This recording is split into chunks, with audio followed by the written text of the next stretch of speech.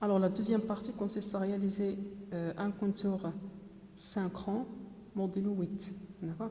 Donc, on a besoin uniquement de 3 bascules. On va supprimer la quatrième bascule. Alors, dans le cas d'un contour synchrone, toutes les bascules sont synchronisées par le même signal d'horloge. Alors, je vais connecter l'horloge à la première bascule, la même chose pour la deuxième bascule. On doit toujours utiliser le même signal d'horloge, la même chose pour la troisième bascule. Voilà. Maintenant, nous avons connecté le signal d'horloge. On va connecter les entrées claires. Alors, les entrées claires, on va les connecter à 5 volts pour les désactiver. Alors, la même chose ici, clair, signal d'horloge. Alors ici, c'est uniquement la première bascule qui est utilisée. D'accord. Alors cette fois-ci, on ne peut pas brancher les entrées JK à 5 volts ou bien à 1, parce qu'il s'agit d'un contour synchrone. Alors pour déterminer leur valeur, on doit faire la synthèse du contour. Alors pour ce faire, on doit passer par plusieurs étapes. Alors dans un premier temps, vous devez tracer la table de vérité de votre contour qui illustre les résultats de votre contour. Alors ici, on a les sorties qu'on doit avoir. Ici, on a les entrées qu'on doit appliquer aux entrées de bascule pour avoir ces états de sortie. Alors ces valeurs d'entrée doivent être déterminées à partir de la table d'excitation ou bien la table de transition de la bascule JK, parce que c'est la bascule JK qui est utilisée dans cette application.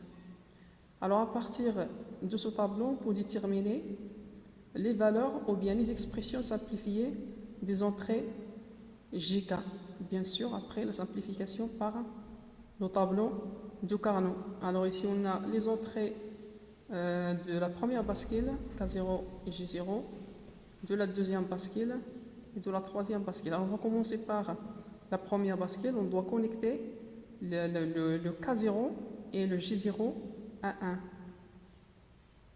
Alors K0 et J0, c'est la première bascule. Voilà l'entrée K. Alors vous devez la brancher à 5 volts, c'est 1. Et la même chose pour G. Alors pour la deuxième bascule, les entrées de la deuxième bascule, K1 doit être branché à la sortie de la bascule précédente et la même chose pour J1. Alors on revient sur Multisim. Alors voilà G de la deuxième bascule. On doit la brancher à quoi? On doit la brancher à K1. À Q1, pardon. Alors voilà Q1, voilà Q1, et la même chose pour l'entrée Q. D'accord, je dois le brancher à la sortie Q de la bascule précédente, de la bascule 1. Alors pour les entrées de la troisième bascule, c'est le produit logique des sorties des deux bascules précédentes. Alors on va utiliser une porte AND. On va chercher la porte AND. Alors c'est LS 0,8. Alors voilà, je vais utiliser cette porte. Je vais le placer par exemple ici. Non. Alors je vais faire disparaître ces paramètres. Alors je dois connecter à ces entrées les deux sorties des bascules précédentes, c'est-à-dire Q1 .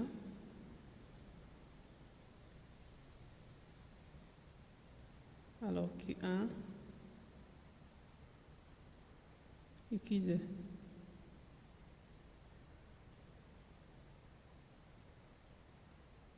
Voilà. Et la sortie A. La sortie audio.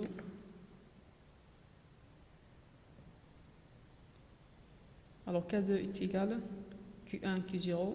J2 est égal Q1, Q0, c'est la même chose. Alors je vais connecter la sortie aux deux entrées. Voilà la première entrée K. Voilà la deuxième entrée G de la première, de la troisième bascule, pardon, de la troisième bascule. Alors maintenant, pour brancher la flèche sur ce segment, alors je vais réduire un petit peu le schéma pour avoir beaucoup d'espace.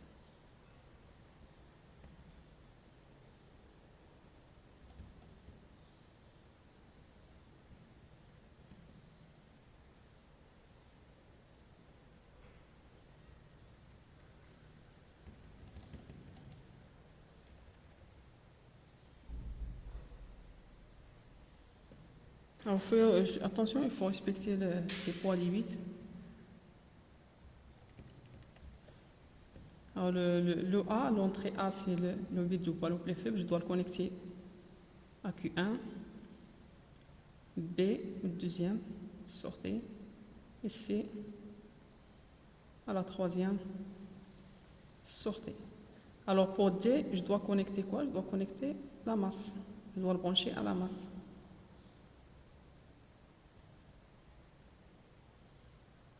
Voilà, maintenant on peut faire un test.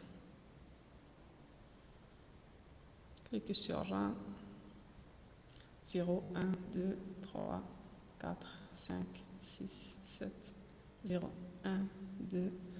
Alors comme vous pouvez remarquer, le contour fonctionne bien.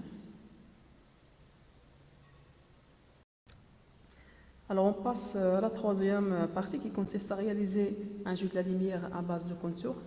Alors vous savez que les contours ne sont pas utilisés uniquement pour faire le comptage, mais ils sont utilisés dans de nombreuses applications, à savoir l'adressage mémoire, etc. Alors dans cette partie, on va essayer de réaliser une petite application qu'on peut considérer comme un jeu de la lumière qui est composé d'un contour, un décodeur et des LED. Alors on sait que le décodeur c'est un circuit combinatoire qui possède n entrées et doit à la puissance n sortée. Alors il permet d'activer la sortie dont l'indice décimal correspond au code binaire qu'on applique à ces entrées. Alors on peut considérer ces entrées comme les adresses des sorties. Alors on va utiliser ce contour qui va nous permettre de réaliser ces adresses des entrées d'une façon, ces adresses des sorties d'une façon automatique. Alors lorsque le contour compte, il réalise les adresses des sorties d'une façon séquentielle, c'est-à-dire sortie par sortie. Alors comme ça, on va utiliser des LED à la sortie pour savoir la sortie qui est active à chaque fois. D'accord? Alors c'est ça l'objectif de cette application. Alors puisqu'ici on a un décodeur de 3 entrées, on doit utiliser un contour de 3 sorties, c'est-à-dire un contour modulo 8 que nous avons réalisé précédemment. Alors on va utiliser le contour modulo 8 que nous avons réalisé précédemment. On va supprimer la partie affichage.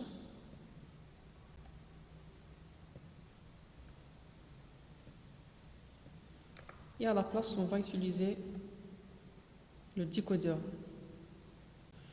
Alors pour le décodeur 3.8, on va utiliser le circuit intégré 74 LS 138. Alors on va chercher le composant dans Multisim, Plus Component. Alors voilà. Alors c'est 74 LS 138. Vous devez placer le décodeur ici. Fermer le navigateur. Alors on va agrandir un petit peu l'image. Alors la première chose que vous devez remarquer que les sorties, il possède les 8 sorties sont des sorties complémentées. D'accord? Et ici, on a les entrées d'adressage, on a les entrées ABC, on a 3 entrées parce qu'on a 8 sorties. Et la masse GND, VCC. Et ici, on a 3 autres entrées. Alors, pour savoir à quoi on doit brancher ces entrées, on doit avoir la table de vérité de notre composant. Alors, normalement, vous devez télécharger la datasheet de ce composant pour savoir à quoi on doit brancher ces entrées ou bien à quoi elles servent ces entrées. Mais puisqu'on est dans la simulation, on peut afficher les propriétés de ce composant, on peut afficher la table de vérité en cliquant sur Edit Model. Alors à partir d'ici, vous avez les variables d'entrée et les sorties. Alors vous pouvez remarquer que le fonctionnement normal de notre composant, il est à partir d'ici. Il est à partir d'ici.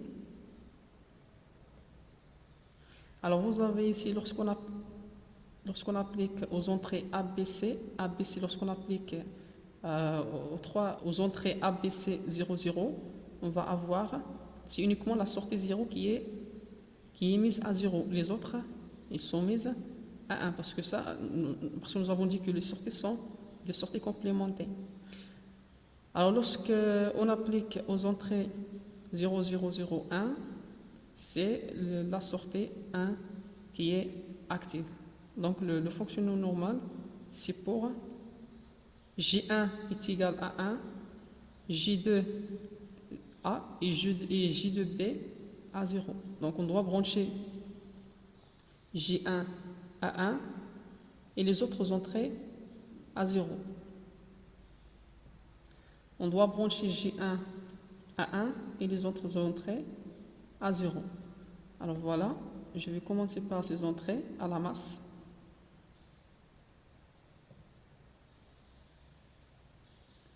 Et pour J1, c'est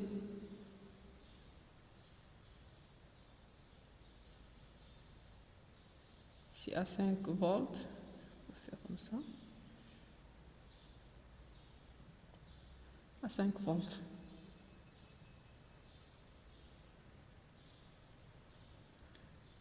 Alors, ça c'est la masse. La masse. Ça c'est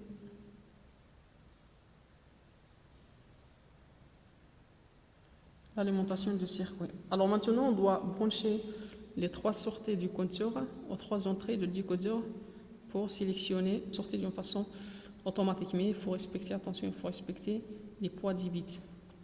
Alors les poids 10 bits, vous pouvez voir la table de vérité de votre...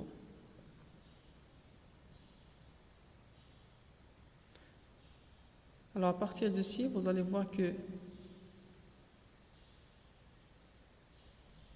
c'est C qui est le bit du poids le plus faible. D'accord? Alors c'est C qui est le bit du poids le plus faible. C'est le bit du poids le plus faible. Alors je dois connecter C à Q1 et B à Q2 et A à Q3. D'accord? Alors maintenant, il nous reste les sorties. Alors pour les sorties, on va utiliser des LED. Alors on peut utiliser soit des LED, soit des probes comme ça. Mais puisque les sorties sont actives à l'état bas, on doit utiliser des inverseurs. Alors on doit utiliser des inverseurs. Alors c'est 74 LS04.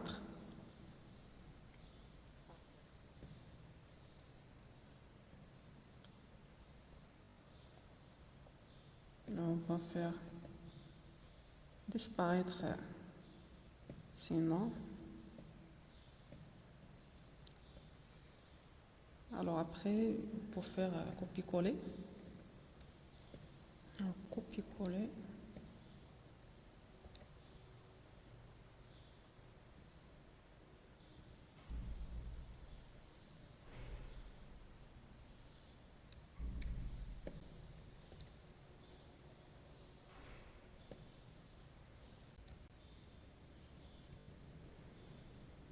Alors maintenant, on peut utiliser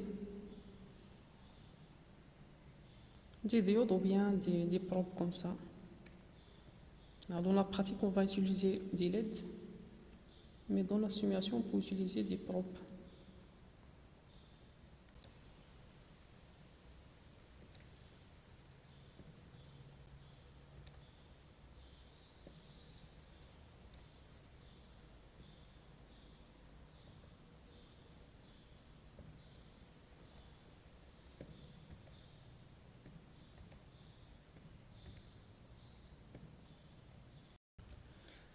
Alors maintenant, pour faire un test, clique sur RAM.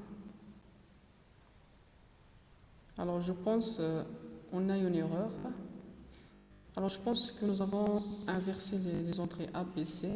On n'a pas respecté les bits. Alors je reviens sur le modèle qu'on a ici. Alors le bit du poids le plus faible, il est indiqué ici C. Alors il est indiqué que c'est C qui est le bit du poids le plus faible. Et nous avons branché le C au bit du poids le plus faible. Alors donc nous avons respecté la table de vérité donnée. Alors je pense qu'il y a une erreur dans cette table de vérité. Alors je vais essayer d'inverser ces entrées. Je pense qu'il y a une erreur dans la table de vérité donnée. Alors je vais considérer que c'est A qui est le bit du poids le plus fort. Du poids le plus faible, je vais considérer que A est le bit du poids le plus faible. Je vais le connecter à Q1. Ça c'est B. Et le C c'est le bit du poids le plus fort. Alors je vais tester cette configuration. Alors voilà maintenant une fonction. Alors il y a une erreur dans la table de vérité donnée par le constructeur. D'accord. Alors comme vous pouvez remarquer, à chaque fois le décodeur active une seule sortie.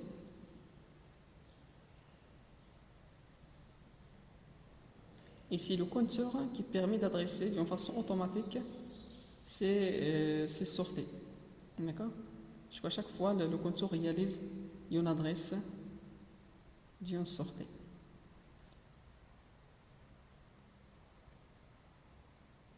Alors vous pouvez augmenter la fréquence,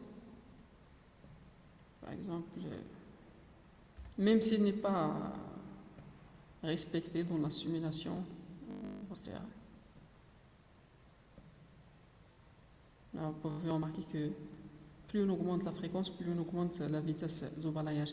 Alors vous pouvez considérer ces LED comme des cases mémoire.